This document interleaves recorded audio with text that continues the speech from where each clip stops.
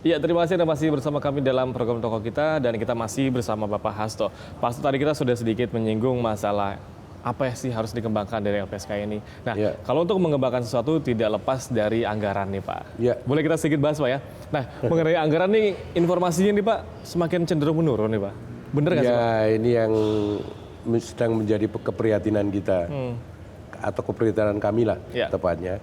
Meskipun sebenarnya itu harus kita karena Betul. semua warga negara, pemerintah dan DPR mestinya ikut prihatin Betul. dengan anggaran yang makin menurun yang diterima oleh LPSK untuk menjalankan peran dan fungsinya. Ya. Dan kira-kira dari LPSK sendiri, kira-kira langkah apa nih Pak untuk lebih meningkatkan kembali? Ya, kami sudah melakukan koordinasi dengan teman-teman di Komisi 3, dengan teman-teman di Komisi 2, bahkan kami sudah menemui Ketua DPR, dan semua mendukung Ya. agar LPSK tidak berhenti karena keterbatasan anggaran ini.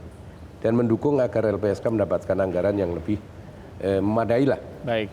Dan kami juga sudah berkoordinasi dengan Kementerian Keuangan.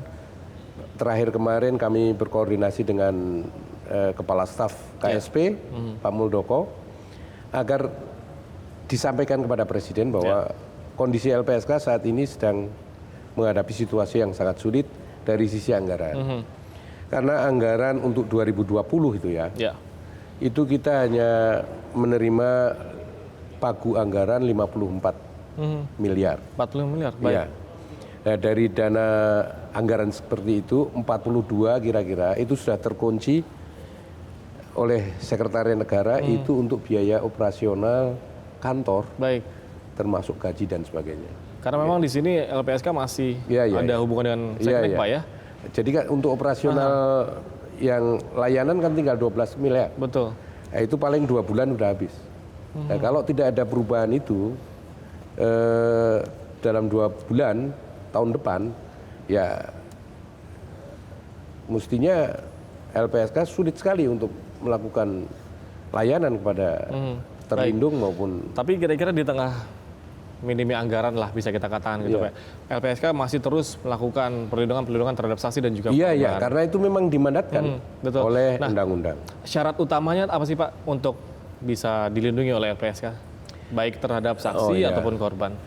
Yang pertama ini kesaksian seorang saksi itu signifikan di dalam proses peradilan. Jadi kalau seorang saksi tidak punya signifikansi kesaksiannya pada proses peradilan, ya terpaksa kita tidak bisa sulit untuk memberikan layanan dilindungi. perlindungan. Tetapi selain perlindungan, LPSK kan memberikan layanan juga yang sifatnya bantuan. Nah, bantuan itu ada yang dalam bentuk bantuan rehabilitasi medis, rehabilitasi psikologis, dan rehabilitasi psikososial. Bantuan medis jelas lah ya, artinya kalau ada cedera atau kerusakan-kerusakan fisik karena tindak kejahatan, itu LPSK wajib memberikan layanan bantuan. Juga layanan psikologis. Nah, layanan psikologis ini ternyata tidak hanya dialami oleh korban langsung, tapi juga oleh keluarga. Oke, baik. Jadi misalnya ada korban perkosaan, ya? korban perkosaan anak kecil yang diperkosa itu ternyata traumanya tidak hanya pada si anak itu, tetapi juga orang tuanya, keluarganya. Itu kita wajib juga memberikan layanan rehabilitasi psikologis. Sedangkan rehabilitasi psikososial itu adalah kita memfasilitasi untuk mengakses pada berbagai institusi maupun lembaga, termasuk lembaga swasta, agar seorang korban tindak pidana itu survive secara ekonomi, pendidikannya, kesehatannya, dan lain sebagainya. Misalnya korban terorisme, ada yang kehilangan kepala keluarga. Ini kan kemudian terancam secara ekonomi keluarganya. LPSK wajib mencarikan akses. Bukan LPSK memberi langsung ya, tapi mencarikan akses agar yang keluarga ini bisa tetap survive secara ekonomi. Misalnya dicarikan bantuan modal ke pemerintah daerah atau ke lembaga-lembaga. Nah, kita sekarang sedang menggencarkan komunikasi dengan BUMN. Karena BUMN itu ada anggaran CSR, corporate social responsibility. Nah itu yang kita akan akses agar bisa membantu untuk memberikan bantuan rehabilitasi psikososial pada para korban agar korban atau keluarganya itu tetap berarti survive. Bisa dikatakan LPSK ini selain melindungi korban dan saksi menjadi perpanjangan tangan juga begitu Pak iya, ya? Iya. Dan biasanya yang paling signifikan terhadap korban dan saksi, lembaga apa yang bisa membantu Pak? Pemerintah daerah misalnya. Misalnya pemerintah daerah lewat dinas ketenagakerjaan kan bisa mengikut sertakan anak korban. Baik. Di dalam pelatihan misalnya, supaya bisa mendapatkan keterampilan sehingga nanti bisa bekerja misalnya begitu. Kemudian ada beberapa pemerintah daerah, misalnya di Bali, Kabupaten Badung, itu memberi fasilitasi bantuan modal untuk usaha dari para korban. Ya ini kita akses juga. Baik. Nah, kita sedang memperluas itu dan akses sedang mulai saya giatkan untuk mengakses program-program CSR-nya BUMN-BUMN. Karena BUMN ini punya tanggung jawab sebagai institusi yang milik negara. Dari CSR tadi gitu ya Pak ya? Baik. Tadi kalau kita sedikit membicarakan mengenai kompensasi nih Pak. Iya. Berarti bisa dikatakan selain tadi mencarikan perpanjangan tangan kepada lembaga-lembaga lainnya, tapi dari LPSK sendiri juga mempunyai anggaran nggak sih Pak? Anggaran tersendiri untuk kompensasi korban? Semestinya ada. Jadi begini, ada ganti rugi yang bisa difasilitasi oleh LPSK. Yang pertama yang kategorinya disebut sebagai restitusi. Restitusi ini ganti rugi yang diberikan oleh pelaku kepada korban. Tapi seringkali terjadi hambatannya itu begini, tidak semua undang-undang itu secara eksplisit menegaskan bahwa seorang korban berhak mendapat restitusi dari pelaku. Kompensasi tadi lah gitu Pak ya? Pelaku, restitusi. Dari pelaku. Restitusi.